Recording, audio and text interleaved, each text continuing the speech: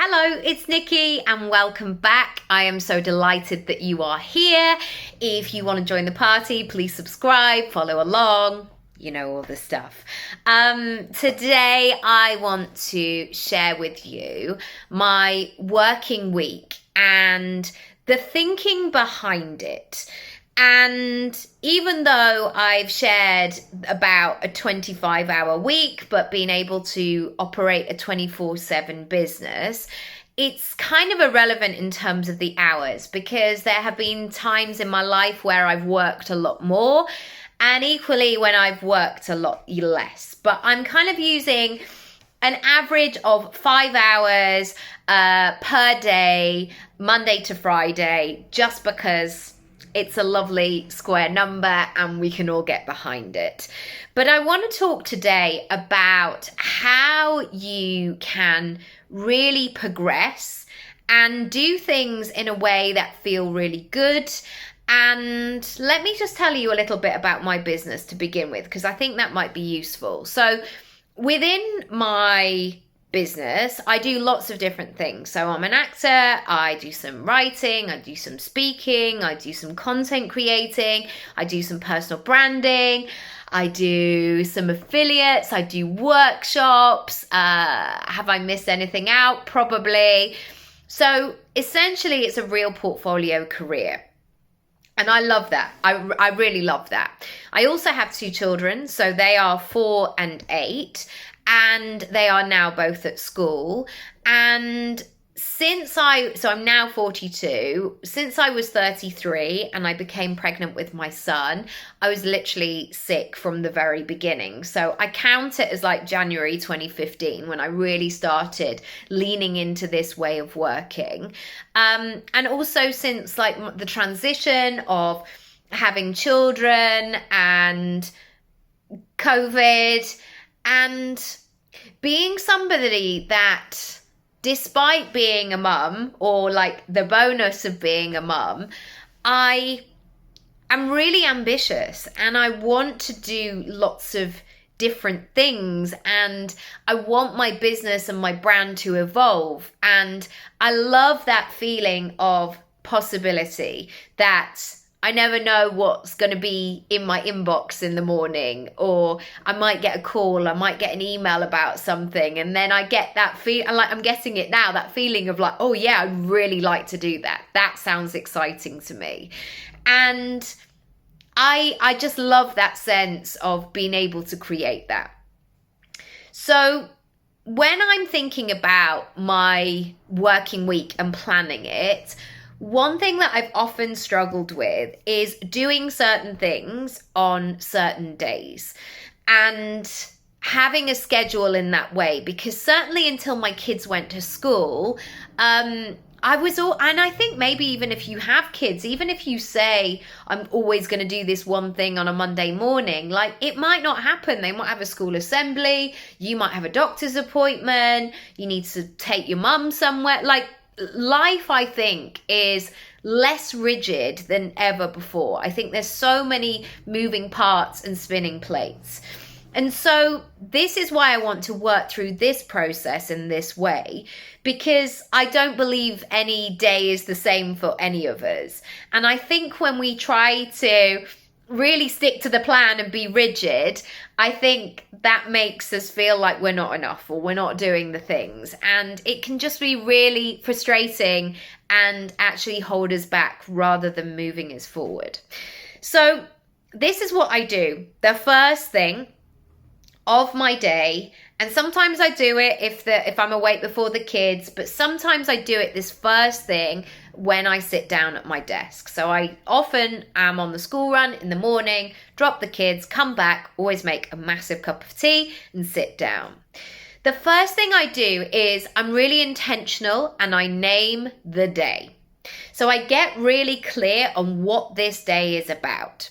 So if this is a day where I know I am essentially free from now until pickup, so if I've got like a good 5 or 6 hours, so that is very different from me having 4 coaching clients, for example, and a self-tape that I need to do, and a full inbox that I need to get back to and work through. So really understanding what the day is, what your capacity is, how you're feeling is so, so important. Because what might happen sometimes is you write the to-do list for the wrong day. So you might be in a state where, and I've had this, you know, when my kids were tiny, I'd be awake, absolutely exhausted, knowing that I might have a window of time to work. And then I'd have that sense of, right, I've written my to-do list, and it was too much to work through. So naming the day according to my circumstances, my capacity, how I'm feeling is really, really key. Number 2, it's really easy to get busy with busy work. And as soon as I heard this phrase of working smart, not hard, it changed my life. Because that phrase in itself allowed me to ask the question, am I working smartly here or am I working hard? Because the more I realized I did not want to work hard, it just made me much more focused. So my aim of the game is not to sit down at my desk for the most amount of hours. Nobody's going to come round to my house and award me for that and say, well done, Nikki, you've put in a 12-hour shift today. Congratulations. Nobody does that. And if anything, if I work way more than I essentially need to, I feel like something else is being taken away from. So I feel like I'm not connecting with my children, or like the house becomes a mess, or I haven't had a conversation with my partner, I haven't phoned my mum, or I've sent that birthday card late, or whatever it might be, or all of the above, right? So each and every day I am looking at my timetable and saying, right, am I working hard here or am I working smartly? So all day long, I could essentially fiddle with my website. I could change my brand colors and not grow my business. And so when I think about this, it's essentially like you've got a garden outside. So you could spend all day kind of cleaning up some leaves and like making things look pretty and making decisions about stuff. But essentially what you need to do in order for that garden to grow is to plant the seeds. Because once you spend time on focusing on planting the seeds, they will then grow and grow your business / your garden. And I think sometimes the temptation is to do the easy things. Do the like, oh, I'm just going to like move these leaves, or I might rearrange things. And actually, if I am committed to running my business in this way, I have to plant the seeds each and every day, because otherwise it doesn't grow and I just end up working hard and not getting the results that I want. Number 3. I'm really clear about what my flavor is. So even though I have different roles within my business, I am very clear about who I am. And that took me a long time to get to that place, because I think for so many of us, we bend and flex and we're like, we can be whoever you want me to be. And actually, if you lean into your flavor, your way of doing things, in a way that feels really great, that's when more opportunities will come to you, rather than you trying to do all of the things. It's like with athletes. I mean, there are the heptathlons, of course, where they just can do all of these events. But Linford Christie, for example, this is showing my age, isn't it? He's like, I'm a sprinter. You don't need me to be a pole vaulter over there. I don't know if he can pole vault. Great if he can. But he was like, I'm just going to be a sprinter.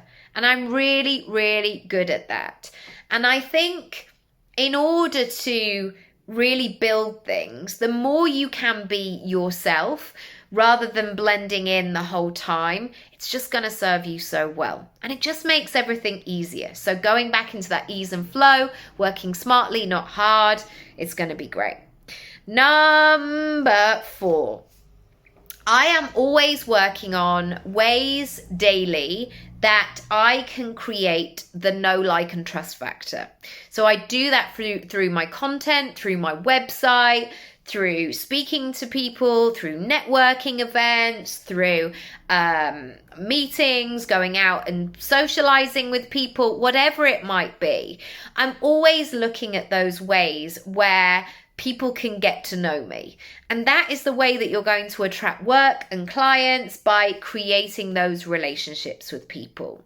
And I also am considering, how can that know, like, and trust factor happen without me being in the room? And that has been really key for me, because I don't want to be out every night. I don't want to be doing all the things, but I do love my YouTube channel, for example, my Instagram, my newsletter list, that I can create something, and not only does it go out to more than one person, but I don't know who's watching it and when they're watching it, and that is a really great thing as well. And number 5, I give people a call to action. And I think this is very important to get used to. Asking for the sale, pointing people to the next steps. Buy here, click here, do this next, join this. Because if you don't, people just have that very sort of lukewarm response of like, yeah, that was nice. And yeah, that was nice does not grow your business. In fact, I don't want people just to say, that was nice. I want somebody to come to one of my talks and go, okay, so I now know what to do. I want them to be shifted in energy, in purpose, in focus, in confidence, in whatever it might be.